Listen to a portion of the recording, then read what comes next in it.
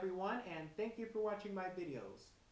Many investors in the Forex market use the concept of carry trade to maximize their profits. What I want to do in this video is I want to show you how carry trades can be an interesting way of earning a profit when we invest in the Forex market. Carry trade works like this. We take a financial instrument and we either sell it or borrow it. We pay a low interest rate on that transaction. Then we purchase a different financial instrument, and that financial instrument carries a larger interest rate, and we make money by transferring the interest rate from one financial instrument to another. So, how does this pertain to Forex?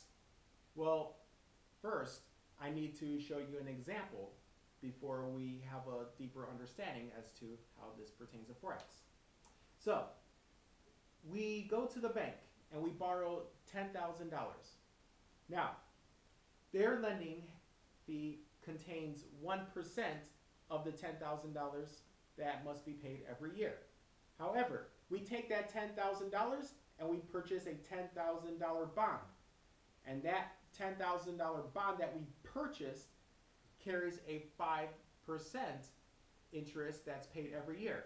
That means we've earned a profit of 4% every year. Now, in the Forex market, every time we open a position, we are doing two things. We are buying one currency and we're selling another currency. Two currencies that come from two banks that have two different interest rates. That means if we buy one currency that has a higher interest rate than the currency that we're selling, we can make a profit. However, if we buy a currency that has a lower interest rate than the one that we're selling, then we lose money on interest. So remember, we borrow $10,000 from the bank, which has a 1% interest. We purchase a $10,000 bond with a 5% interest. So we can see by doing the math how we can earn how we can earn our profit. Now, here are the possibilities of using carry trade as an option of trading in the Forex market. So, currency position loses value. Of course, that happens naturally. And also, with the fluctuations that take place throughout the year, sometimes the currency pair goes up, sometimes it goes down, but sometimes with all the fluctuations and all the volatility, it could remain the same as it was 6 months or a year ago. So this is where carry trade becomes really important. So let's say we wanted to get involved in the Australian dollar Japanese yen pair. Now again, this is a popular pair to get involved in because the Reserve Bank of Australia, they traditionally keep their interest rates high, whereas the Bank of Japan traditionally keeps their interest rates low. So let's say we wanted to go long on the Australian dollar Japanese yen pair. Here's what would happen. We receive 4.5% interest from purchasing the Australian dollars. However, we pay 0.1% of interest to the Bank of Japan from withdrawing from the Bank of Japan. However, we earn a 4.4% profit in interest rate as our broker closes the position for the day and then reopens it with our accounts adjusted for the profits we made on the interest rates. Now, going back to the example of taking a loan from the bank to buy bonds, those interest rates occur every year. However, in the Forex market, interest rates are either paid or earned every day. So that's another interesting benefit of the Forex market. So, currency carry trades are good for these reasons. Investors feel risky and optimistic enough to buy high-yielding currencies and sell lower-yielding currencies. So again, when we take a currency that comes from a reserve bank with a high interest rate, compare that to a currency that comes from a reserve bank with a lower interest rate, it's better to go long on that pair because we can make a significant amount of money if we just keep that position open for a long period of time, which is a key benefit if you prefer to be a long-term trader instead of a short-term trader. But remember, there are no benefits. I'm not saying being a long-term trader is better than being a short-term trader. If you remember from that video, I'm just giving you one advantage, just one advantage of being a long-term trader. So remember that. Okay, now, if the outlook of a country's economy looks good, then chances are that the country's central bank will have to raise interest rates in order to control inflation. So again, we are reverting to fundamental analysis in order to determine where these interest rates might be.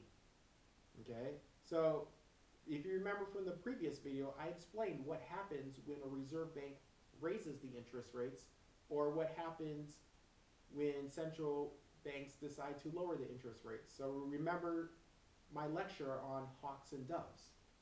Also, on the other hand, if a country's economic prospects aren't looking too good, then nobody will be prepared to take on the currency if they think the central bank will have to lower interest rates in order to help their economy. So remember, central banks, they raise interest rates in order to reduce inflation, or they'll lower the interest rates in order to get the economy going. So there are many different reasons why banks raise or lower their interest rates. So we need to pay attention to news reports and to pay attention to data releases. Now, here are some reasons why carry trades are bad. They're bad because they don't work well when risk aversion is high. So remember, we have to be able to learn how to manage our risks and reduce risks in order for carry trades to work for us. And also keep in mind that when economic conditions are uncertain, investors tend to put their investments in safe haven currencies that offer low interest rates, such as the US dollar and the Japanese yen. So that could also be another reason why, despite the natural disaster that happened in Japan in the year 2011, why the Japanese yen is so strong. It could be that with the American and European economies in deep recession, many investors around the world tend to look towards the Japanese yen as a way of keeping their wealth safe. So that's another concept to keep in mind as well. Okay, carry trade criteria. It works like this. We find a high interest rate differential, and a currency pair that naturally has that is the Australian dollar Japanese yen pair. There are other currencies, but I'm just giving you one example. Find a pair that has been stable or in an uptrend in favor of the higher yielding currency. This gives you the ability to stay in the trade as long as possible and profit off of the interest rate differential. So again, it's not good to get involved in a currency pair that has a large amount of volatility. We want a smooth moving currency pair, and that will also help us as well. Especially if a smooth currency pair is moving in an uptrend, because remember, we want to go long on a currency pair when the bid has the higher interest than the cross. With the uptrend, we're making money in two ways. We're making money on the bullish trend, and we're making money when the interest rates are high. Okay, for example, here we have the Australian dollar Japanese yen pair. As we know, that's a very popular pair to trade if you prefer to make money on carry trade. So, as we know, as we notice right here, there seems to be a bullish trend in the beginning, and there seems to be some leveling off at the end, but that's okay, because had we gone long before the bullish trend, that would have given us a really nice sizable profit due to the high interest rates on that Australian dollar. So here's what we've learned. If we're going to use carry trade, make sure that we buy a currency that has a higher interest rate than the one we're selling. And we also need to use some fundamental analysis in order to determine whether or not these interest rates will change, because they do change frequently.